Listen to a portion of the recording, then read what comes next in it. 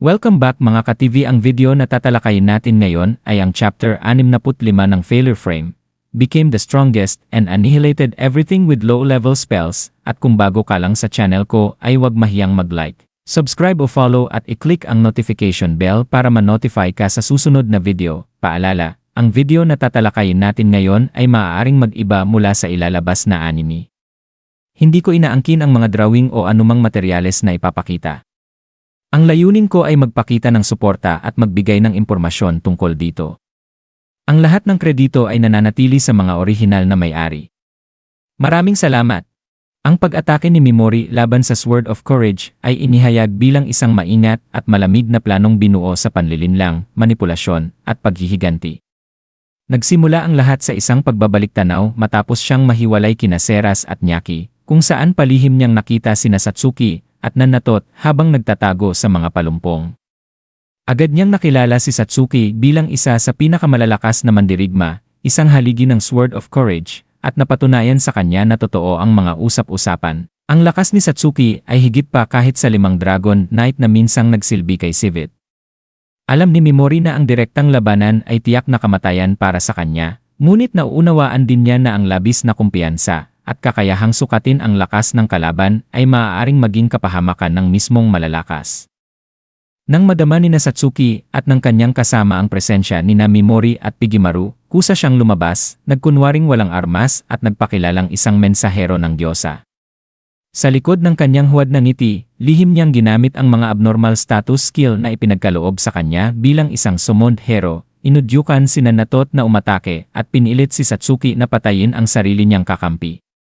Sa sandaling iyon ng kaguluhan at pagkabigla, nilaso ni Mimori si Satsuki at inilagay ito sa estado ng berserk. Pagkatapos ay ginamit ang maingat na koordinasyon ng tunog kasama sina Pigimaru at Slee upang akayin ang nagwawalang bahalang mandirigma patungo sa iba pang kasapi ng Sword of Courage. Nalayong sirain ang grupo mula sa loob gamit ang sarili nilang lakas.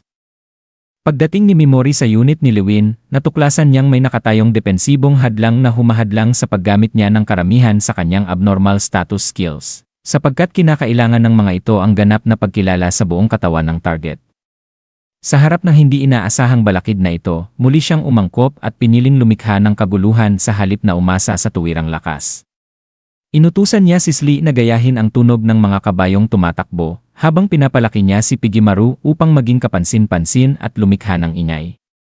Samantala, si Mimori ay nakihalo sa kabuluhan. Ginamit niya ang nag-iisa niyang kasanayan na hindi nangangailangan ng visual confirmation, ang slow, at ibinaba ang lahat sa isang mundong mabagal at mapurol. Kung saan ang galaw, pandama, at reflex ay lubhang humina. Sa loob ng pagbabagong ito ng oras, nagawa ni Mimori na lapitan si Lewin Seal, kahit pa mas mahina siya sa pisikal na aspeto. Sa sandaling humina ang depensa ng hadlang, agad siyang kumilos, pinaparalisa si Lewin at ang kanyang mga kasama habang napagtanto ni Lewin na matagal na pala siyang nandoon.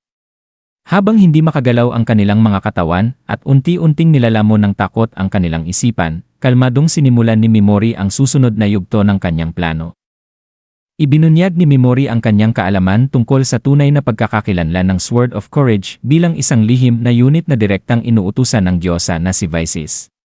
Nilason niya sila at ipinaliwanag ang malupit na lohika ng kanyang mga pamamaraan, ang paralisis upang alisin ang anumang paglaban, at ang lason upang tiyakin ang mabagal at hindi maiiwasang kamatayan. Pinukaw niya ang kanilang pagdududa sa isa't isa sa pamamagitan ng pagsisiwalat na isa sa kanilang mga kasama, si Karo, ay matagal nang nagkanulo sa kanila.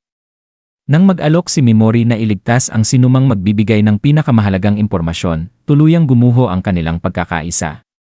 Ibinunyag ni Alain ang layunin ni Visis na lipulin ang lahat ng demi-human at halimaw sa bansa sa dulo ng mundo.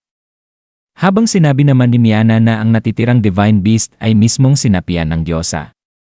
Naglabas din ang sarili niyang galit si Yugong, at sa huli, si Lewin, ang kanilang pinuno, ang gumawa ng pinakamatinding pagtataksil. Isiniwalat ang misyon ng ika-6 na kavalyeria na puksain ang Forbidden Word Tribe, at inamin na naipadala na sa diyosa ang lokasyon ng bansa sa dulo ng mundo ilang oras na ang nakalipas. Sa isang baluktot na paliwanag, ipinagtanggol ni Lewin ang kanyang ginawa bilang bond, iginiit na ang sarili niyang kaligtasan ang pinakamahalaga. Matapos makuha ang lahat ng impormasyong kailangan niya, Pansamantalang inalis ni Mimori ang lason at hiniling ang buong salaysay ng kanilang mga ginawa laban sa Speed Tribe at sa mga magulang ni Eve. Sa pagkakataong ito, nagsalita silang walang pagtatalo, halos may halong nostalhiya habang inaalala ang kanilang kalupitan, at nagtatawanan pa habang muling natatagpuan ang kanilang baluktot na samahan na nakabatay sa pagdanak ng dugo. Ang kanilang hayagang pag-enjoy sa pagpatay ang nagsilbing huling patunay na sila ay hindi karapat-dapat sa awa. Isa-isa silang pinatay ni Mimori sa pamamagitan ng berserk, habang nananatili silang paralisado, binalewala ang kanilang sigaw, galit, at desperadong pagsusumamo. Ang huling pangaral ni Lewin tungkol sa pagsisisi at ang pagsasabing ang paghihiganti ay walang laman ay malamig na tinanggihan ni Mimori, ipinahayag niyang siya mismo ay isinilang mula sa paghihiganti. Hindi tulad ni Eve na nagawang tanggapin ang kanyang mga sugat at magpatuloy bilang isang ganap na adulto, hindi niya kayang magpatawad o lumimot. Isinuot muli ni Mimori ang kanyang maskara at tinanggap ang papel ng tagapaghusga. Piniling siya na lamang ang magdumi ng kanyang mga kamay upang matiyak na ang mga halimaw na tulad nila ay hindi na muling makakalaya. At dito nagtatapos ang chapter 65 ng Failure Frame. Patuloy lang sa pagsubaybay mga ka-TV hanggang sa susunod na kabanata. Paalam!